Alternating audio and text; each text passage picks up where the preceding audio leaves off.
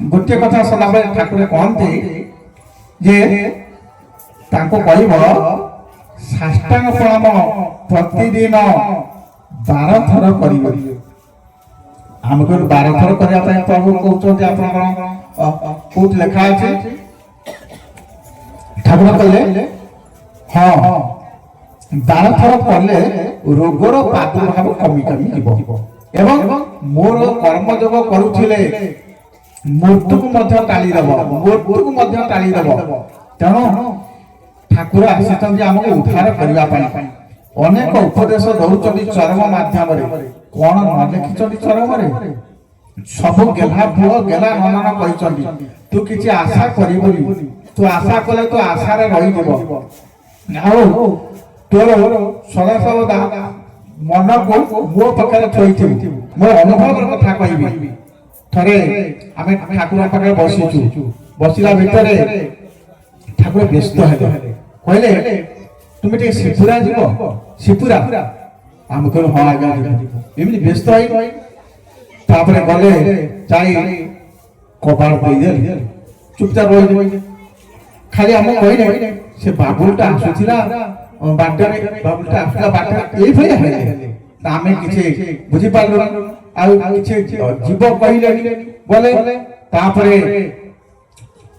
हो पहड़ हो सारापर साड़ू खबर आसला से पूरा बाबुल भाई एक्सीडेंट एवं जो एक्सीडेंट एभरी एक्सीडेंट जे कौन हो जाता से प्रभु जान एवं सामान्य टिके आघात होई ठाकुर खोली खोला कम खबर आसला कही ठाकुर किसी कहले गंभीर हो बस ताहले सेठी आमे कौन कौन ना ठाकुर सदा सर्वदा आम पाखे पाखे अछंती एवं आमे किंतु ताको अनुभव करि पारुना अनुभव जदि करि थांते मो प्रभु अछंती मो सत्संग आसीछि सत्संग आसीछि माने मोर किछि हबो नाही कारण सेटा कथा देइछथि तू मो काम कर मो तो काम करिबि ताहा कि हो न थांता आज हम भाई कहथांते जे आलोक कामर को जापन केही ना किछि करूना ताहले कोन आम गुरु को कथा देइछे ताको काम करबा पई तेणु ये कर्मयोग कौन आमे सदा सर्वदा कर्मयोग और धर्मधारा आमे जो नित्य नैतिक करुचे ताहा होचे धर्मधारा कर्मयोग प्रत्येक कर्म रे ताको जोग करबा होचे बुद्धि धीर द्वारा होचे कर्मयोग। तेणु जेतबे आमे ये धरा पृष्ठ को आसिले प्रभु जानी मो पठे को कर्म करने सी विधान से कर्म आम ये आम भावा जे मुझे आसी निज इच्छा ना निज इच्छा कई आसी ना ठाकुर अनेक समय कहते केते उदाहरण कहले कहले तुम्हें मन को आसीच आमे जदि तुमको मन न पकईबू तुम्हें रसना ताल को पड़ेबो जदि आश्रम रे आमे रहउचो आश्रम रे रहिला परे जदि आमे ठाकुर को जणै की जाईथिबा ताले ठाकुर कोन कहबे हां हां से मते जणै की जाई जदि जणै की न जाईचो ताले ठाकुर कोन कहबे ना ठाकुर जानते आमे जाईछु किनु ठाकुर को आमे जणैछु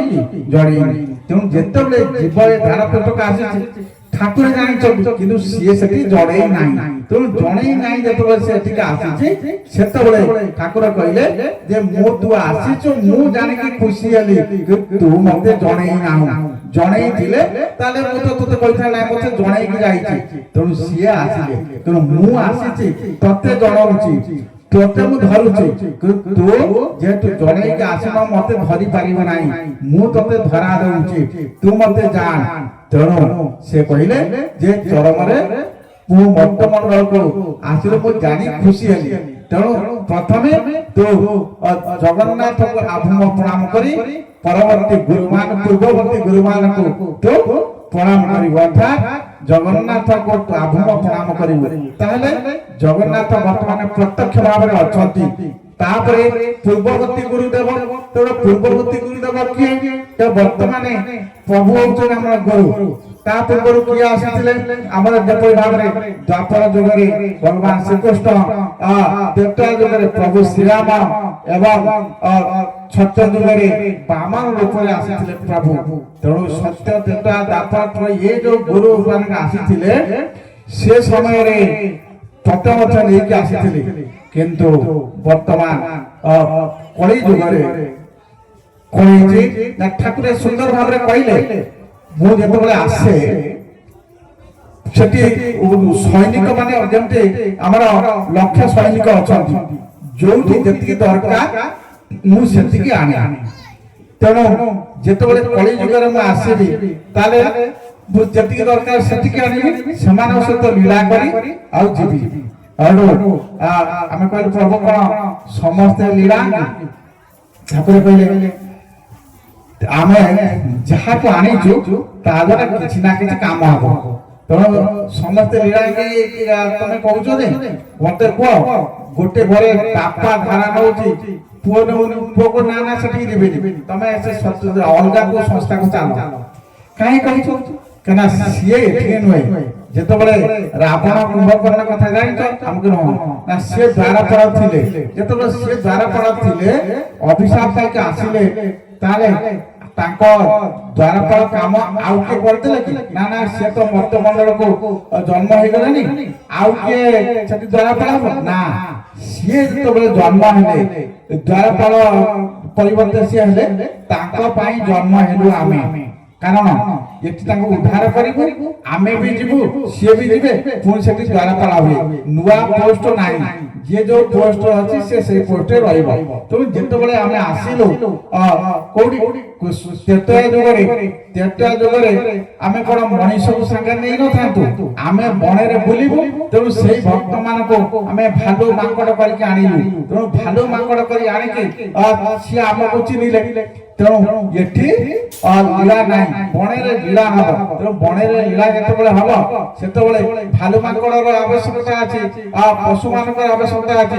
ତେଣୁ ତାଙ୍କ ସହିତ ଲୀଳା କରୁ। ତେଣୁ ଲୀଳା ବିଦ୍ୟୁତ କଳେବର ଦେବ ମାନବେ ଅଗୋଚର, ମାୟା ସଂସାରେ ଯାର ଲୀଳା, ଯାର ନାମ ଭବ ଜଳେ ଭେଳା, କରୁଣା କଟାକ୍ଷ ପ୍ରକାଶେ, ଅଶେଷ ଘୋର ଦୀପନାଶେ। ତେଣୁ ଏ କଳି ଯୁଗରେ ତୁମ ମାନଙ୍କୁ ଆଣିଛି। ଆଉ ତୁମ ମାନେ କଣ କି? ଆମେ କହିବା ଆମେ କଣ ନା ତୁମେ ହଉଛ ମ୍ଲେଚ୍ଛ। ଆଉ କଣ ମ୍ଲେଚ୍ଛ? ଆମେ ଯଦି ମ୍ଲେଚ୍ଛ ଆପଣଙ୍କ ପାଖରେ କେମିତି ରହିବୁ? ନା ମ୍ଲେଚ୍ଛ ମାନେ କଣ ବୁଝିଛ? ଆମେ କହିଲୁ ମ୍ଲେଚ୍ଛ କହିଲେ ଆମେ ଅପରିଷ୍କାର। ନା ଅପରିଷ୍କାର। ତାହେଲେ ଅପରିଷ୍କାର କାହିଁ କହୁଛି ତୁମେ ମ୍ଲେଚ୍ଛ ବୋଲି? ଆଚ୍ଛା, ଡାକ୍ତରଙ୍କ ପାଖକୁ କିଏ ଯାଏ? ରୋଗୀ ଯାଏ ନା যে ভালো লোক যায়? তাহলে আমরা বলু রোগী যায়। তাহলে তোমার ভিতরে সেই ম্লেচ্ছত্ব আছে, সেই ম্লেচ্ছত্ব বিনাশ করিবা পাই কলি যুগ আমি আসিছু। ম্লেচ্ছ নিবহনে ধনে করে আসি করবালম, ধূমযত মেব কিমপি কারণম, কেশ বাধুর্য কল্কি শরীর জয় জগদীশ হরে। অর্থাৎ তোমার ভিতরে যে ম্লেচ্ছত্ব আছে, ম্লেচ্ছ হচ্ছে ছটা জিনিসর মিলନରେ ম্লেচ্ছ ହୁଏ। কাম, ক্রোধ, লোভ, মোহ, মদ, মাৎসর্য ইত্যাদি তো ভিতরে যে আছে সেই ছটা জিনিসକୁ বিনাশ କରିଦେବି। বিনাশ কলে কোন হব? বিনাশ কলে দমন, ইন্দ্রিয়କୁ সংযম କରିଦେବି। ତା ଭିତରେ তো মতে দেখি পারিব। সান্দীপনিক আশ্রমରେ পাঠ পড়ুଥିଲେ কে? কৃষ্ণ এবং সুদামা। কৃষ্ণ সুদামা পাঠ পড়ুଥିବା ভিতরে কোন ହେଇଛି না দিনে প্রশ্ন পচাইলে সান্দীপনি সুদামাকে পচাইলে কলে চতুর্বর্গ কাহাকে কহନ୍ତି? চতুর্বর্গ ধর্ম, অর্থ, কাম, মোক্ষ। সুদামাଙ୍କର দুইটি মনে পড়িলানি। সে কলে ধর্ম এবং অর্থ। যেতବେଳେ কৃষ্ণକୁ পচাইଛନ୍ତି, কৃষ্ণ জানিଛନ୍ତି, কিন্তু সে ମଧ୍ୟ କହିଲେ ধর্ম এবং অর্থ। কলে তুমি দুই জন কহিপাইল নাই, ତୁମକୁ ଆଜି ନିର୍ଦ୍ଦେଶ ହେଲା ଦୁଇ ଜଣ ଯିବ ଜଙ୍ଗଲରେ କାଠ ସଂଗ୍ରହ କରିବ, ସମିଧ ଆଣିବ, ଯଜ୍ଞ କରାଯିବ। ତେଣୁ ଯେତେବେଳେ ଏଇ କଥା ଶୁଣିଛନ୍ତି ଇଏ ଖୁସି ହେଇଗଲେ, କାହିଁକିନା କୃଷ୍ଣ ଭଗବାନଙ୍କ ତ ଲୀଳା ଏଇଆ। ସେ ଗଲେ କଲେ ଯିବା ସାଙ୍ଗ ଆଜି ଯିବା, ଏବଂ ଗଲେ କୋଉଠି ଗଲେ ନା ସମିଧ ପାଇଁ ଗଲେ। ଯେତେବେଳେ ସମିଧ ଆଣିବା ପାଇଁ ଯାଆନ୍ତି ସେତେବେଳେ ଝଡ଼ ବର୍ଷା ହେଇଛି। ଝଡ଼ ବର୍ଷା ହେଲା ପରେ କଣ ହେଇଛି ନା କାଶି ପାରିଥାନ୍ତି। ସେତେବେଳେ ମା ସାନ୍ଦୀପନିଙ୍କର ଗୁରୁମା ଯିଏ ସିଏ ଦେଇଛନ୍ତି ମୁଠାଏ ଖୁଦ। ସେ କହିଲେ ଏ ସୁଦାମା ଏ ଖୁଦ ନେଇଯିବ ବାହାରେ ଫିଙ୍ଗି ଦେବୁ, କାରଣ ୟା ଭିତରେ ଏମିତି ଜିନିଷ ଅଛି ତାକୁ ଯିଏ ଖାଇବ ସେ ଦରିଦ୍ର ହେଇଯିବ, ତେଣୁ ଆକୁ ପଦାରେ ଫିଙ୍ଗି ଦେବୁ। କିନ୍ତୁ ଇଏ ନେଇକି ଯାଇଛି ସୁଦାମା, କିନ୍ତୁ ଫିଙ୍ଗି ନାହାନ୍ତି। ଯେତେବେଳେ ଝଡ଼ ବର୍ଷା ହେଇଛି ସେତେବେଳେ କଣ କରାହେଇଛି ନା ଖାଇବାକୁ କିଛି ନାହିଁ, ରହି ଯାଇଛନ୍ତି ଶୀତରେ। ଭଗବାନ ଅଛନ୍ତି। ସୁଦାମା କଣ କଲେ ସେ ଯୋଉ ଚାଉଳକୁ ଖୁଦକୁ ଖାଉଛନ୍ତି, ଟିକେ ଶବ୍ଦ ଶୁଣୁଛି। ଭଗବାନ କହିଲେ ସଖା କଣ ଖାଉଛ ନା କିଛି ନାହିଁ। କିନ୍ତୁ ସୁଦାମା କାହିଁକି ସେଠି ଦେଲେ ନାହିଁ?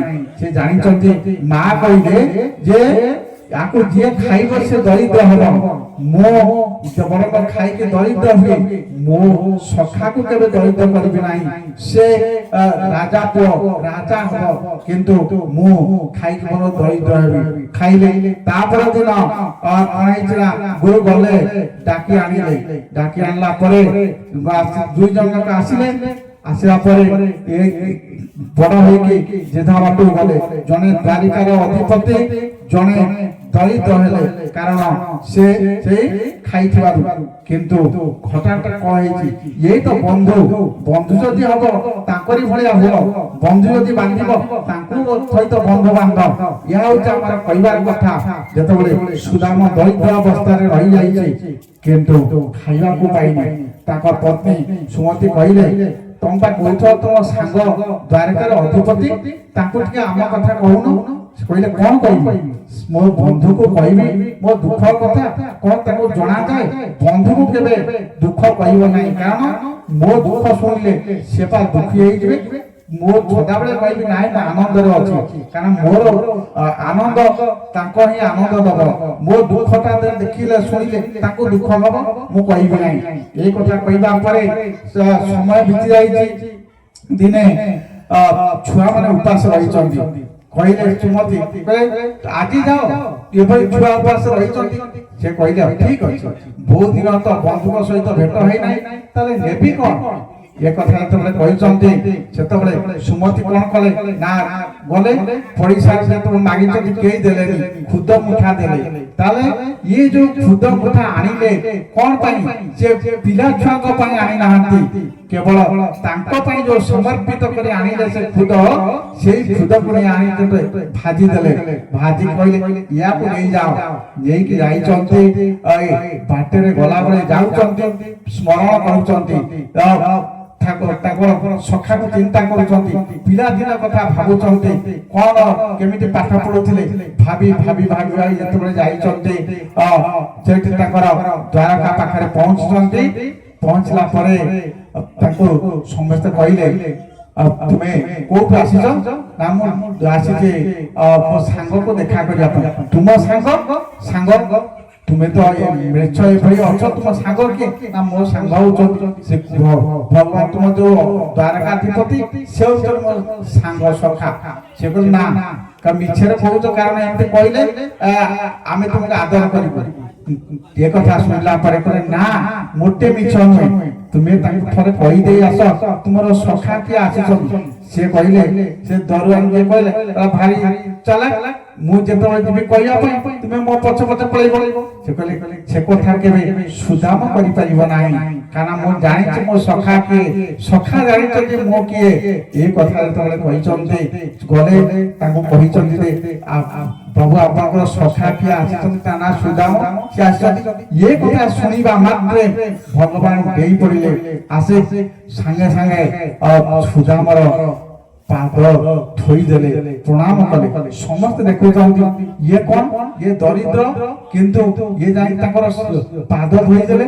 ନିଜେ କଣ ହେଲା ଆଶ୍ଚର୍ଯ୍ୟ ହେଇଯାଉଛନ୍ତି। ସେ କହିଲେ ଏ କଥା କରନା କରନା ସାଙ୍ଗ, କହିଲେ କାହିଁକି? ତୁମେ ତୁମର ଅତିଥି, ପିଲାଦିନ କଥା ମନେ ପକାଅ।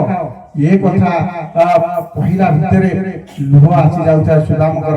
ମନା କଲେ, କିନ୍ତୁ ଯେତେବେଳେ ପାଦ ଧୋଇ ଦେଇ ଦେଖନ୍ତି ପାଦରେ କଣ୍ଟା ଫୁଟି ଯାଇଛି, କଣ୍ଟାକୁ ହାତରେ କାଢିବେ କଣ ଦାନ୍ତ ଲଗେଇ କାଢିବା ପାଇଁ ଯାଉଛନ୍ତି କିନ୍ତୁ ସମସ୍ତେ ବାରଣ କଲେ ଶେଷରେ ସେ ଟାଣିଲେ ସାଙ୍ଗ କଣ ଏତେ କଷ୍ଟ କରି ଆସିଲ ଚପଲ ନାହିଁ କି ଗୋଡରେ ପାଦୁକା ନାହିଁ ତୁମେ ଆସିଛ ଏତେ ବାଟ ପରିଶ୍ରମ କରି କେମିତି ଅଛ ନା ଭଲରେ ଅଛି କାରଣ କହୁନାହାନ୍ତି ନିଜର ଦୁଃଖ କହୁନାହାନ୍ତି କାରଣ ବନ୍ଧୁକୁ କେବେ ଏ ଦୁଃଖ କହିବି ନାହିଁ ମତେ ଯଦି ଦୁଃଖ ପାଇଲେ ସିଏ ଆନନ୍ଦ ପାଉଛନ୍ତି ତାହେଲେ ତାଙ୍କର ଆନନ୍ଦଟା ହିଁ ମତେ ଦୁଃଖ ଦେବା ଉଚିତ ମୁଁ ଦୁଃଖ ଭୋଗିବି କିନ୍ତୁ ତାଙ୍କୁ ମୋ ଦୁଃଖ କଥା କହିବି ନାହିଁ ଆମେ ଠାକୁରଙ୍କୁ ଯାଇ ଅନେକ ଦୁଃଖ କହୁଛେ କିନ୍ତୁ ଯେ ପ୍ରକୃତ ଭକ୍ତ ସେ କହିବ ମତେ ପରେ ମୋ ଦୁଃଖ ହଉ ମୋ ଦୁଃଖ ଶୁଣି ମୋ ପ୍ରଭୁ କେବେ ଦୁଃଖୀ ନ ହୁଅନ୍ତୁ ତାଙ୍କୁ କେବେ ଦୁଃଖିତ କରିବି ନାହିଁ ତେଣୁ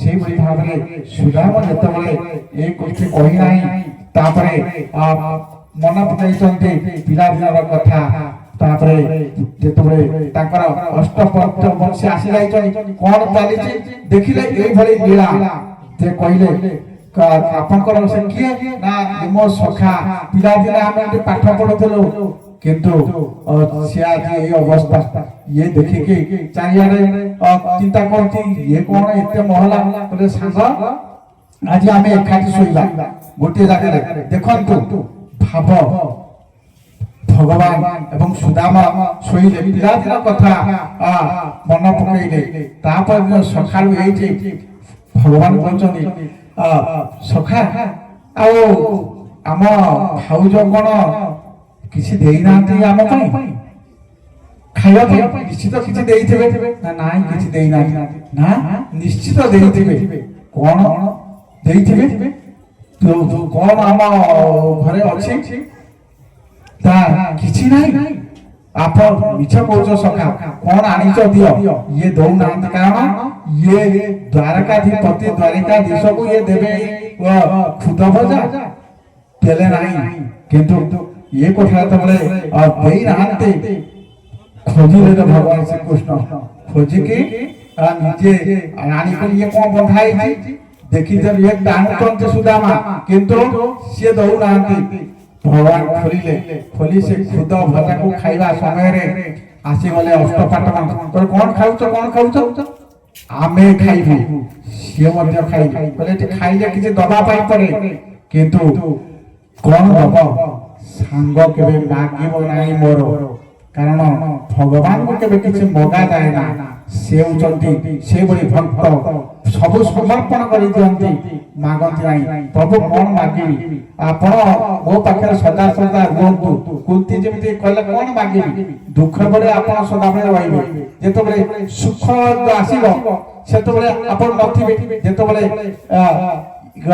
ଆମର ରାଜା କହିଦେଲେ ଯୁଧିଷ୍ଠିରକୁ ତାପରେ ଭଗବାନ ଶ୍ରୀକୃଷ୍ଣ କହିଲେ ମାଉସୀକୁ ଯାଉଛି କହିଲେ କୁଆଡେ ଯିବ ନା ମୁଁ ପଳେଇବି ଦ୍ୱାରକା କହିଲେ ଦ୍ୱାରକା କାହିଁ ଯାଉଛୁ ନା ତୁମ ପୁଅ ରାଜା ହେଇଗଲା ଏଥର ତୁମେ ଭଲରେ ରହିବ କିନ୍ତୁ ମୋର ଆଉ କିଛି ଆବଶ୍ୟକତା ନାହିଁ କାନ୍ଦିଲେ କୁନ୍ତି କହିଲେ ଦୁଃଖ ବେଳେ ତୁମେ ମୋ ପାଖରେ ଥିଲ ତୁମ ମୁହଁ ଦେଖୁଥିଲି ଆଜି ତୁମେ ମତେ ଛାଡି ପଳେଇବ ତେଣୁ ମୁଁ ତୁମକୁ ମାଗୁଛି ମତେ ଖାଲି ଦୁଃଖ ଦିଅ ଦୁଃଖ ଦେଲେ ତୁମେ ମୋ ପାଖରେ ରହିବ ଦିନ ବନ୍ଧୁ ତୁମେ ବନ୍ଧୁ ମୋହର ସଂସାରରେ ବନ୍ଧୁ ଦେବା ବନ୍ଧୁ ନଦେଲେ ନନେଲେ କିଏ କାହାର ତେଣୁ ତୁମ୍ଭ ପରି ବନ୍ଧୁ କିଏ ସେ ହେବ ମୋ ଧରି ଦେବ ମୋର ସୁଧମାପୁର ତେଣୁ ସିଏ ସଦାବେଳା ଦିନର ବନ୍ଧୁ ହୁଅନ୍ତି ଯେତେବେଳେ ଆମେ ଦିନ ହେଇଯିବା ସେ ସିନା ବନ୍ଧୁ ହେବେ ତେଣୁ ଦିନ ନ ହେଇକି ଆମେ ଛଳନା କଲେ ସେ କେବେ ବନ୍ଧୁ ହେବେ ନାହିଁ ତେଣୁ ଯେତେବେଳେ ଅଷ୍ଟପାଟ ମାଂସ କହିଲେ ଭଗବାନ କହିଲେ ତୁମେ କିଛି ଦବା ପାଇଁ ପାରିବ କିଛି ଖାଇଲେ କହିଲେ ହଁ ଦବୁ ତାପରେ ଖାଇଲା ପରେ ଦେଇଛନ୍ତି ଐଶ୍ୱର୍ଯ୍ୟ ଛାଡେ କିନ୍ତୁ ଯେତେବେଳେ 3 ଦିନ 4 ଦିନ ରହିଲା ପରେ ସୁଦାମ ବାହାରିଲେ କହିଲେ ମୁଁ ଯିବି ତାପରେ କହିଲେ ଯାଅ ଯେତେବେଳେ ଫେରୁଛନ୍ତି କହିଲେ ଯାଅ ମୋର ଧନର ଆଶା ନଥିଲା କେବଳ ଆଶା ଥିଲା ଟିକେ ଦେଖିବା ପାଇଁ ମୋ ବନ୍ଧୁକୁ ଦେଖିଲି ଯେତେବେଳେ ଆସିକି ପହଞ୍ଚିଛନ୍ତି ଦେଖିଲା ବେଳକୁ କୋଠା ବାଡି ସବୁ ହେଇଯାଇଛି କିନ୍ତୁ ସେ କୋଠାରେ ସେ ରହିନାହାନ୍ତି ଏବେ ବି ଗୁଜରାଟ ଗଲେ ଦେଖିବେ ସେଠି ସୁଦାମର କୁଟୀର ଅଛି କହିଲେ ରହିବି ଭଗବାନ କଣ କରିବେ ଐଶ୍ୱର୍ଯ୍ୟ ଦେଇକି ମତେ ଭୁଲେଇବେ ନା ଐଶ୍ୱର୍ଯ୍ୟ ମୋର ଦରକାର ନାହିଁ, ମୁଁ ସେଇ ବନ୍ଧୁ ହେଇକି ରହିବି। ତେଣୁ ବନ୍ଧୁ ହଉଛନ୍ତି ସେଇ ତାଙ୍କ ସହିତ ବନ୍ଧୁ ବାନ୍ଧିବ, କାରଣ ଜଣେ ବାନ୍ଧିଥିଲେ ତାଙ୍କ ସହିତ ସଦାସର୍ବଦା ଆସନ୍ତି। ପିଲାଦିନେ ଠାକୁର ତାଙ୍କର ବହୁତ ସାଙ୍ଗ, ଠାକୁର ଆମକୁ କହନ୍ତି ସେ ମୋର ପିଲାଦିନର ସାଙ୍ଗ। ଅନେକ ଶାସ୍ତ୍ର ମଧ୍ୟ ତାଙ୍କ ଭିତରେ ତାଙ୍କ ଘରେ ଥିଲା, ମତେ ବି କିଛି ଦେଇଛନ୍ତି, ସବୁ ଆଲୋଚନା କରନ୍ତି। କଣ ନା ଯେତେବେଳେ ସ୍କୁଲକୁ ଆମେ ଯାଉ ସାଥି ଯାଉ ଏବଂ ସେ ସାଙ୍ଗ ସଦାସର୍ବଦା ମୋ ପାଖେ ପାଖେ ରହନ୍ତି। ଥରେ ଦିନେ ଆମେ ଆମ୍ବ ପାରିବାକୁ ସେ ଯାଇଛୁ। ଆମ୍ବ ପାରିବାକୁ ଗଲା ଭିତରେ ସେ କହିଲେ ସମସ୍ତେ ଟେକା ମାର, ଟେକା ସମସ୍ତେ ମାରିଲେ, ଆମ୍ବ ପଡିଲା। କହିଲେ ତୁମେ ମାର, ସେ କହିଲା ମୋ ହାତରେ ଆମ୍ବ ପଡିବନି। କେମିତି? ଆମେ ସମସ୍ତେ ମାରିଲୁ, ମାର। ଏମିତି ଆଖି ମୁଜିକି ମାରିଲେ ସେ ଆମ୍ବ ଗଳି ପଡିଲା। ତାହେଲେ କଣ ହେଲା? ଆରେ ସେଇଠି ସେ ସାଙ୍ଗ ଏବେ ସେ ମନ ପକେଇ କହୁଛନ୍ତି ଯେ ଆମେ ମିଶୁଥିଲୁ କିନ୍ତୁ ଆମେ ଜାଣିନଥିଲୁ ସେ ପରମ ରମ ବୋଲି। ତେଣୁ ସାଙ୍ଗ ହିସାବରେ ସଖା ହିସାବରେ ସେ ମିଶିଲେ, କିନ୍ତୁ ପାଇଲେ କଣ? ଐଶ୍ୱର୍ଯ୍ୟ ମିଳିଲା, ଐଶ୍ୱର୍ଯ୍ୟକୁ ଗ୍ରହଣ କଲେ ନାହିଁ। ତେଣୁ ଆମେ ଠାକୁରଙ୍କୁ ମାଗୁଛେ, ପ୍ରଭୁ ଇଏ ଧନ ଦରକାର, ମତେ ଏଇଟା ଦିଅନ୍ତୁ ସେଇଟା ଦିଅନ୍ତୁ। କେହି ତ କେବେ କହୁନା ପ୍ରଭୁ ଟିକେ ଭାବଭକ୍ତି ମୋର ଦରକାର, ପ୍ରଭୁ ମତେ ଟିକେ ଆପଣଙ୍କର ଚରଣର ରେଣୁ କରି ଦିଅନ୍ତୁ। ଜଣେ ଭକ୍ତ ସେ ଥରେ ଅଭିମାନ କରିଥିଲେ, ଅଭିମାନ କରି ଶୋଇଛନ୍ତି। ଆମ ଅବଢା ବାହାଘରେ ପିଲାଙ୍କ ରୁମରେ ଗୋଟେ ଖଟିଆ ପଡିଥାଏ। ସେଦିନ ହେଇଛି ଆମର ରାକ୍ଷୀ ପୂର୍ଣ୍ଣିମା। ରାକ୍ଷୀ ପୂର୍ଣ୍ଣିମାରେ ବହୁତ ଲୋକ ଭିଡ଼। ସେ ଆସିଲେ, ଶୋଇଲେ। ଠାକୁର ଏଠି କହିଲେ ତାଙ୍କ ନାଁ ହଉଛି ବୃନ୍ଦାବନ ସାହୁ। ଆପଣ ସମସ୍ତେ ଜାଣିଛନ୍ତି ବୃନ୍ଦାବନ ସାହୁ। ଆସି ଶୋଇଲେ। ଶୋଇଲା ପରେ ଠାକୁର କହିଲେ ବୁଢା ଶୋଇଛି, ତାକୁ ଯାହା ଡାକି ଆଣିବ। ସାମ୍ଭାଇକି ପଠେଇଲେ। ତାପରେ ସାମ୍ଭାଇ ଯେତେବେଳେ ଆସିକି ସାମ୍ଭାଇ ପୂଜକ ସ୍ଥାନ କହିଲେ ସାର୍ ଠାକୁର ଡାକୁଛନ୍ତି, ଚାଲ। ମୁଁ ଯିବି ନାହିଁ। କାହିଁ ଯିବି ନାହିଁ? ମୋର କଣ ସେଠି କାମ ଅଛି? ତାପରେ ବାବୁଲ ଭାଇ ଆସିଲେ, କହିଲେ ସାର୍ ଚାଲ। ନା କାହିଁକି ଯିବି? ମୋର କଣ କାମ? ମୁଁ ତ ଏଠି ଆସି ଶୋଇଛି, ମୋର ଏଇଠି ପଳେଇବି, ପିଲାଙ୍କ ପାଖରୁ ବାରିପଦା ପଳେଇବି। ଏ କଥା ସେ କହିଛନ୍ତି। ଶେଷରେ ଠାକୁର କଣ କଲେ? କହିଲେ ତୁମେ ସାଇକେଲ ପଛରେ ଆସ, ମୁଁ ଯାଉଛି। ଏତେ ଲୋକ ଭିଡ଼ ଭିତରେ ଠାକୁର ଯେତେବେଳେ ବାହାରିଲେ, ସମସ୍ତେ ଭାବିଲେ ଠାକୁର ବୋଧେ କୁଡ଼ିଆ ଗଲେ। କାରଣ ଗାଡିରେ ସିଧା ଆସିଲେ 3 ଛକି ବାଟେ, କାରଣ ଗଲେ କମଳା ବାପାଙ୍କ ହାତ ରାକ୍ଷୀ ବାନ୍ଧିବା ପାଇଁ ଠାକୁର ପଳେଇଲେ। ଏ କଥା ଭାବିଲେ, କିନ୍ତୁ ଠାକୁର ଜରିଆ 20 ବାଟେ ଆସିକି ପହଞ୍ଚି ଗଲେ ଅବଢା ବାଗରେ। ଅବଢା ବାଗରେ ଆସିକି ଠାକୁରଙ୍କ ପାଖରେ ସେତେବେଳେ ଗାଁରେ ରଖିଲେ ମାଧବ ଥାନ୍ତି। ମାଧବ କଣ ଏତେ ସାହସ, କଣ ଗାଡି ଗୁଡା ନେଇଯାଉଛି ଆମ ମନ୍ଦିର ସାମ୍ନାକୁ? ସିଏ ଆଉ କଣ କହିବେ? ଓହ୍ଲେଇଲେ ଠାକୁର ସିଧା ଚାଲିଗଲେ ଆମ ରୁମକୁ। ଗୋଟେ ଭଙ୍ଗା ଚେୟାର ଥିଲା, ସେ ଚେୟାରରେ ବସିଲେ। ତାପରେ ବାବୁଲି ଭାଇ ଏବଂ ସାମ୍ଭାଇ କହିଲେ ସାର୍ ଠାକୁର ଆସିଛନ୍ତି ବା। ପଛକୁ ମୁହଁ କରି ଠାକୁର କହିଲେ ବୃନ୍ଦାବନ ସାର୍ କହିଲେ ମୁଁ କଣ ଏଡେ ଭକ୍ତରେ ଠାକୁର ମୋ ପାଇଁ ପଡି ଆସିବେ? କିନ୍ତୁ ଠାକୁର କହିଲେ ଆମେ ଆସିଛୁ ପରା। ଏ କଥା କହିଲେ ଯେମିତି ଶୁଣିଦେଲେ, ସାଙ୍ଗେ ସାଙ୍ଗେ ଉଠିଲେ, ତଳକୁ ପଳେଇ ଆସି 2 ଗୋଡକୁ ଧରିଲେ। ଧରି କହିଲେ ପ୍ରଭୁ ମୋ ପାଖକୁ ପଳେଇ ଆସିଲେ, କେତେ ଲୋକଙ୍କୁ ଛାଡି କଣ ପାଇଁ? ଇଏ ହୀନ ଆସିଲେ, ଇଏ ହୀନ କଣ ଆପଣଙ୍କର କରିବ? ଥକ୍ ଥକ୍ ପାଦରେ ଲୁହ ବହି ଯାଉଥାଏ।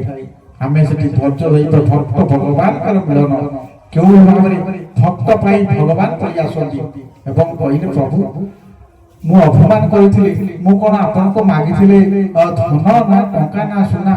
ମୁଁ ଏଇ ଦିନ ଧାରା ନେଇଥିଲି ରାକ୍ଷୀ ପୂର୍ଣ୍ଣିମାରେ। ସେଇଦିନ ମୁଁ କହେ ଆପଣଙ୍କର ପାଦ ତଳର ଧୂଳି ଟିକେ ମତେ ଦେବେ, ସେଇ ଧୂଳିକି ମୋ ମୁଣ୍ଡରେ ମାଳିବି ଏବଂ ପାଇବି।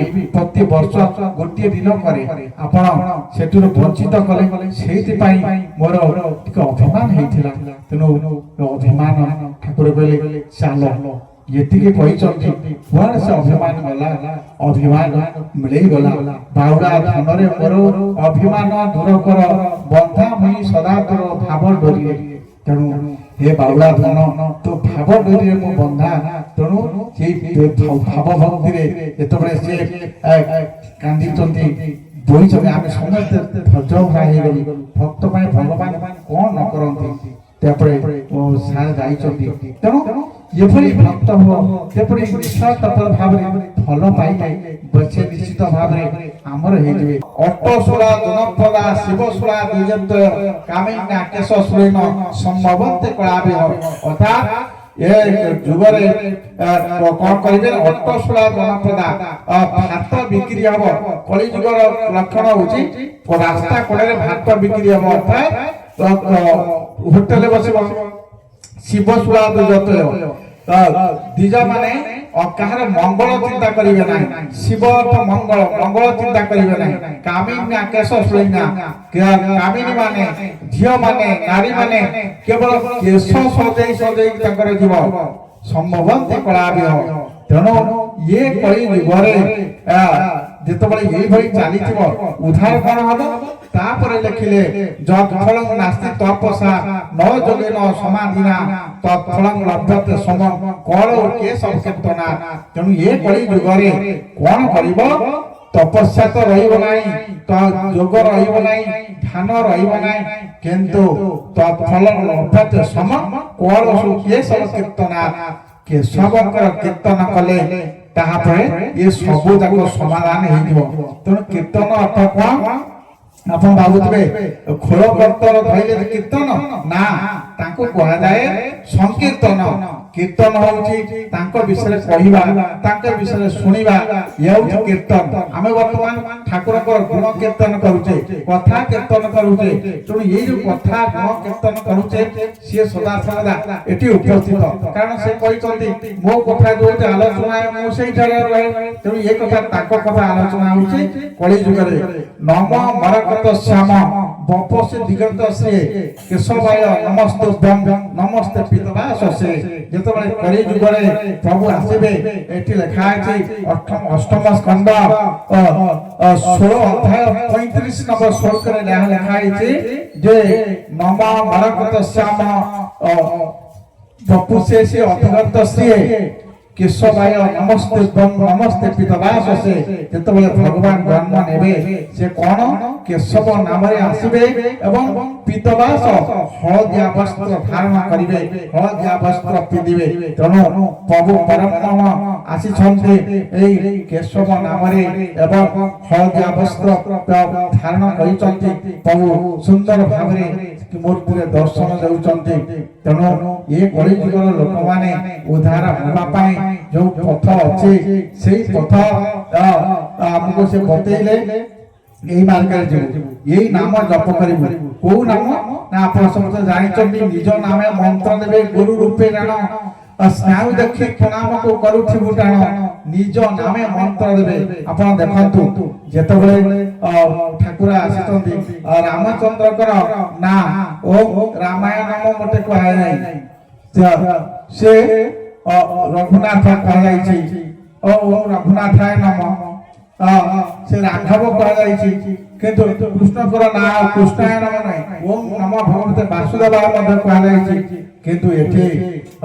डायरेक्ट वासुदेवाय की रघुनाथाय नमः कह जाइनि कह जाउछि ओम केशवाय नमः तेणु निज नाम मंत्र देबे गुरु रूपे जान जेतबळे निज नाम रे से मंत्र देबे से को रूप रे आसीथिबे गुरु रूप रे आसीथिबे तेणु आमे कोन करूचे अवतार बादरे जाउचे अवतार बादरे कले सेति पय ठाकुरे दुईटा कथा से तैयारी करछन्ती गोटे होची क्षेत्र गोटे होची आश्रम क्षेत्र ना स्वर्ण क्षेत्र आश्रम होची खेती ज्योति आश्रम काहे के खेती ज्योति आश्रम कले आश्रम रे रहते गुरु एवं क्षेत्र रे रहते देवता आमे कहूचे श्री क्षेत्र भगवान श्री जगन्नाथ महाप्रभु अछंती तुलसी क्षेत्र बलभद्र अछंती विरजा क्षेत्र जो क्षेत्र कहबे से भगवान কিন্তু আশ্রম কইলে গুরু গুরুଙ୍କର আশ্রମ বৈকুণ্ଠ ବିଶ୍ୱାମିତ୍ର ଆଶ୍ରମ ବଶିଷ୍ଠଙ୍କ ଆଶ୍ରମ ଇତ୍ୟା